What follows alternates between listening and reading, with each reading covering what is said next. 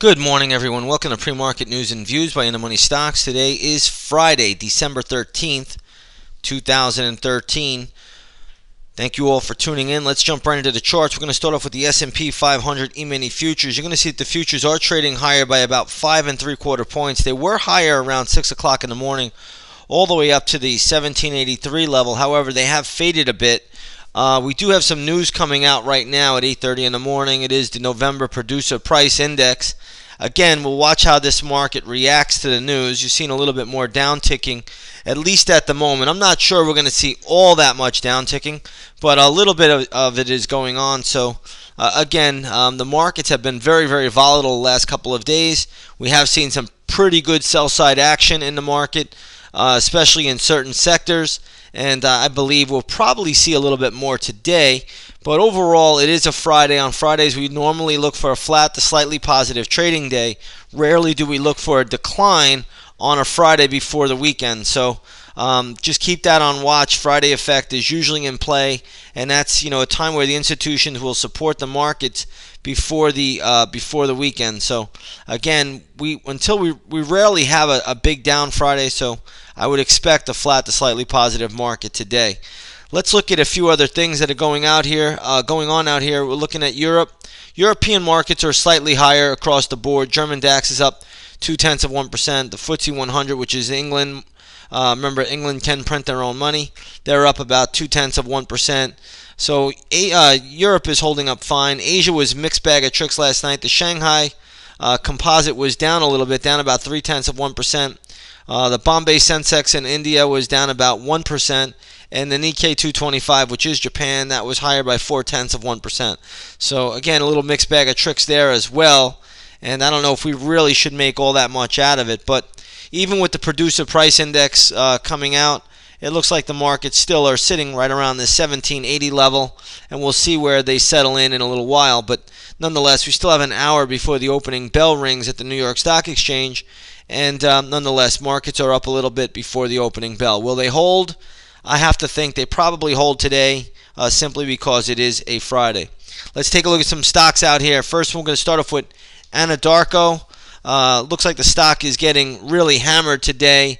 APC is the ticker symbol there. Anadarko is trading down sharply. Stock closed at 83.67 yesterday, trading right now at 74.95 a share. And it looks like they got hit with a liability suit over the takeover of Kerr McGee. So again, anytime you take over a company, you actually take over their problems as well. And this is what is happening with Anadarko this morning.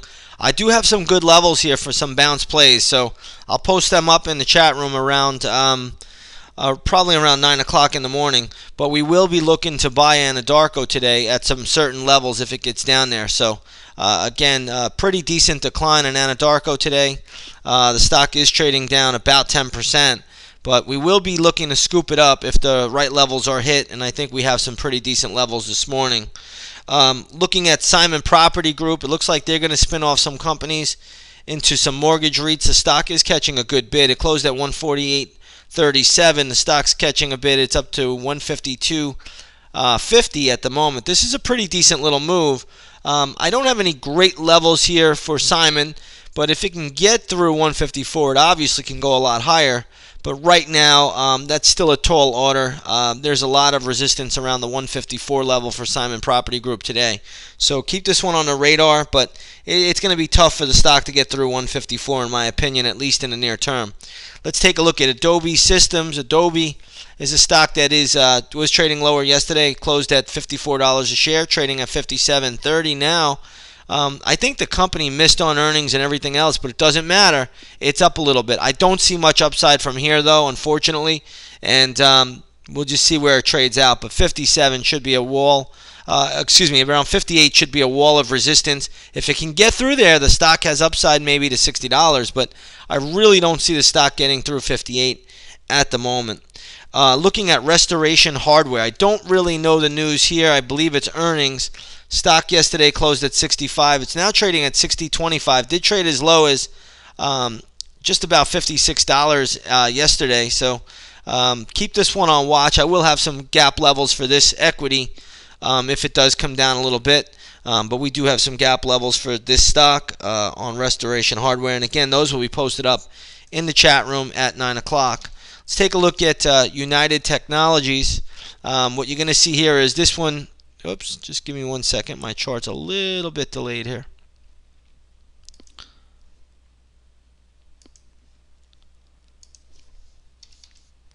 There we go. So United Technologies today is trading down about 1.5%. I think they reported earnings or they came out and they guided lower for 2014. So this stock is going to be in play today. But I have to say, down here around the 105.50 level, there's a lot of support. Next support level I'm seeing is 104. Then you got a big gap fill at 103. So United's going to be able to, this stock should be on everybody's focus list today. You're going to get some scalps out of this one. There are a lot of good support levels on the charts here. So just a few that I'm looking at real quick, just off just off of a quick glance. I'm seeing quite a few support levels. So United Technologies should be a pretty good scalping stock today for the most part. So keep that on your radar. Let's take a look this morning at gold and oil. We're going to start off with gold today.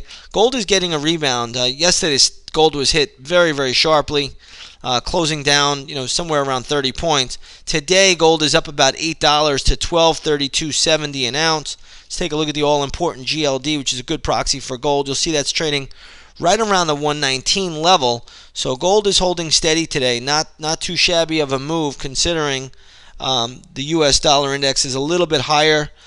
Keep the dollar-yen chart on watch. Remember, when dollar-yen starts to fall, that means that gold will strengthen. And I think you're seeing a nice little dip in dollar-yen here from the highs of the morning. So dollar-yen has reversed course, now negative by 10-11 cents, and that is certainly going to help gold prices.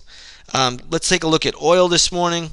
One thing you'll notice with oil is trading lower by about 45 cents to $97.05. Let's take a look at the USO, which is a good proxy for light sweet crude. That's the crude here that we trade here in the United States. What you're going to notice here is this is a pretty good little drop. Closed at around $34.97 yesterday. Today it's trading at $34.86. So reflecting a little bit of a decline here.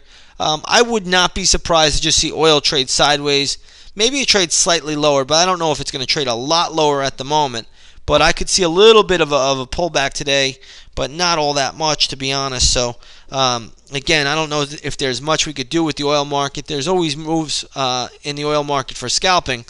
But as far as a longer-term play, I think you leave oil alone right now and let it play out for the most part. I think that's pretty much everything that I wanted to cover today. Again, we'll see how these markets play out. Right now, futures are higher by 5.5 points. However, they have come decently off of the morning highs, and that should be a little bit respected, especially with the turbulence that we've seen in the markets as of late. With that said, everybody, we'll see you all on the charts a little bit later. If we don't, have a great weekend. We'll talk to you soon.